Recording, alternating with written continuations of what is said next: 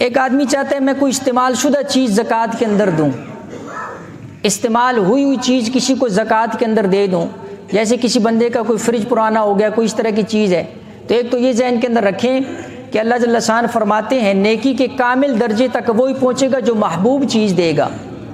جو ایسے ہی جو کسی کے استعمال کے اندر نہیں کباڑ اٹھا کر دے گا تو اللہ کے علم کے اندر ہے۔ لہٰذا علماء نے لکھا استعمال شدہ چیز کوئی دینا چاہتا ہے تو اس کی موجودہ قیمت کا حساب لگائے۔ خریدی تھی 10,000 کی، لیکن ابھی جب اس کو بیچنے جائے تو وہ 2,000 کی ہے، تو وہ 2,000 کا حساب کرے گا، 10,000 کا حساب نہیں کرے گا استعمال شدہ چیز کے اندر۔ ایک اور چیز ذہن کے اندر رکھ لیجئے، ایک گھر کے اندر باپ بیٹا 2-3 بھائی سارے مل کر کام کر رہے ہیں